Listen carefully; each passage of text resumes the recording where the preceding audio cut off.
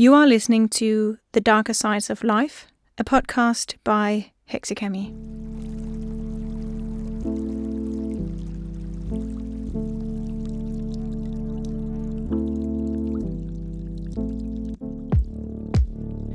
Welcome to another episode of The Darker Sides of Life.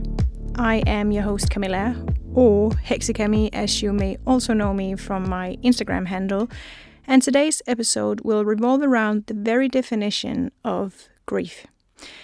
I think that in order to properly be able to talk about grief in the upcoming episodes, I need to establish some sort of baseline where we agree on what grief is and can be. Of course, grief is not something that can necessarily be described in just one word. It is feelings and emotions after all, and those differ from day to day and from person to person. That is why I want to divide this episode into two sections. First, I'll talk about grief from a more overall perspective, looking at what various encyclopedias have to say about the matter and such, and then I'm going to dive into it from a personal point of view.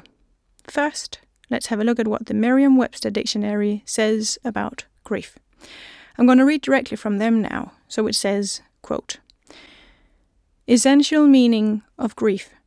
1. Deep sadness caused especially by someone's death.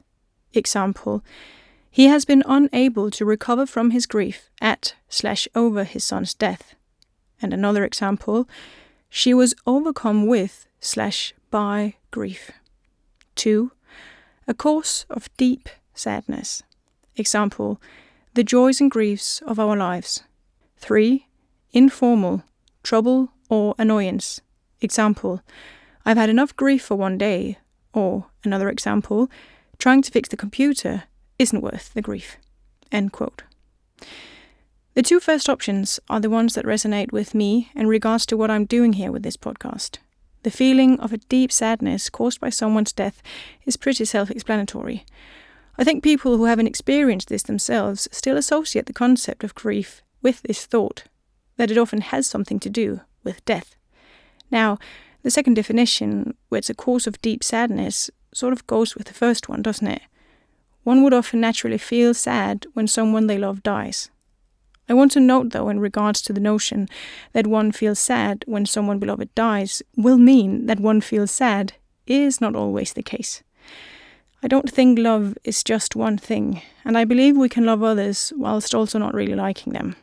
I know I have this exact feeling when it comes to my father. I love him because he's my father, but I do not like him, I do not like his company, and I do not like what he put me through growing up, which means I love him, but will also feel a great amount of relief when he dies someday. This may sound totally insane if you haven't experienced the kind of abuse that I have growing up, and that is okay. All feelings are valid here. I'll talk more about my father in a later episode, so for now I'm going to leave it at that and move on to see what the Encyclopedia Britannica has to say about grief. When I look it up online, they direct me to the concept of mourning, so I'm going to read from this now, and it goes like this, quote, mourning, social custom. Mourning, formal demonstration of grief at the death of a person, practiced in most societies. Mourners are usually relatives, although they may be friends or members of the community. End quote. I think this goes hand in hand with what I just read about grief. The ones grieving are the mourners, and they do the demonstration of grief that can vary from person to person. In this way, I guess, mourning is a social custom, whilst grief is an emotion. Now, the reason I wanted to read these two things aloud for you is because I want to link them to my personal definition of what grief is to me. I hope that by sharing my view and how I feel in relation to how I mourn will help you feel less alone if you are grieving and mourning. And if you aren't, but are just curious on the matter, I hope it will create a space for you to be more equipped to help your friends and loved ones when they grieve. I was introduced to grief very early in life. When I was 5, my grandmother called my mom to tell her that their dog, Tough, had died. I think it's so amazing my brain still so vividly remembers this day and everything about it all these years later, especially when I think about the fact that this introduction to death as a concept and the feelings attached to this new companion in my life were a fraction of what I would feel just 3 years later when I watched my mum die right in front of me. But I do remember it, how it was late summer, probably August or early September, how the afternoon sunlight beamed in through the windows, looking out on our garden. I remember the way my mum put the phone down and walked towards me to share the news. I loved that dog.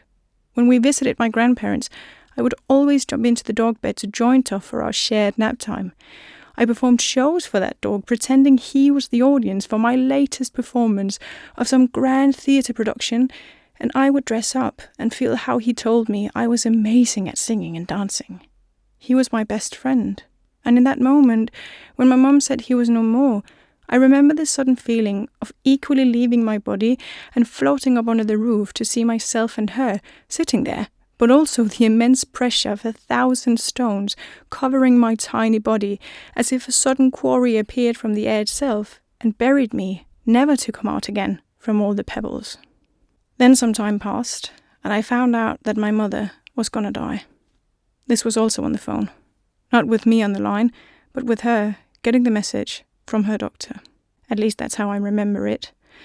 I also remember not understanding it at all, so I ran downstairs to my sister's room to share the news, as if I wanted to test the words on someone else, someone older, someone who could maybe show me how to feel. A little over a half year later, my mother did die, and again, the feeling of the flying sensation and the burial of myself was present. But this time, I also felt like someone took my heart and cut it in 2 pieces right in front of me, just to take one part away, laugh, and run to another part of the world where I would never be able to catch them and get my half back. In pure desperation, I climbed next to my mum and screamed to those around me that she moved, that she couldn't be dead, because my 8-year-old brain understood that movement and death aren't things that belong together. And then I remember the feeling of pure hatred towards everyone when they told me that it was in my head, that she was dead, that this was now my life.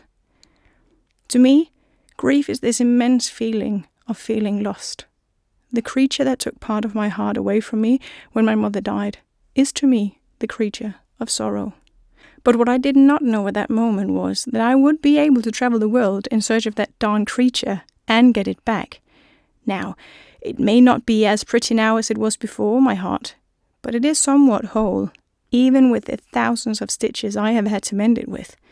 Does this mean that there's a point in grief where it goes away? No, it does not. The grief will always be there. But what I personally discovered over the last 21 years without my mum is that the creature of sorrow doesn't have to be my enemy. It is also a creature who shares the horrible experience of watching her die with me, and it has over the years changed from being my worst enemy to just an enemy, and then a distant frenemy, and further on, to being like the third cousin you once shared an ice cream with when you were at a family gathering long ago that you know the name of but really can't remember what it looks like. Today, the creature is more like an acquaintance I see from time to time, and we can argue with each other, but we can also share a cup of tea and remember our time together, good and bad. So what is grief? Well, to me, it's a mix of what Merriam-Webster and the Encyclopedia Britannica says. It's a feeling of immense sadness combined with the social custom of mourning. It is something that will always be a part of me and my life, but it is also something that is not stagnant. It's organic and moves and breathes with me and my life, and that makes it bearable. If you like this episode, I'd truly appreciate it if you would take a moment to share it with your friends and leave a review and rating on iTunes. It helped me reach more people, and the only thing I want to do with this podcast is to reach those who need someone to tell them they're not alone in the darker sides of life. Thank you for helping me and this podcast get out there. I've also set up a Ko-fi, so if you want to donate a few dollars to the podcast, there's a link for it in the description to this episode. Until next time, take care, and remember that you are never alone in the darker sides of life.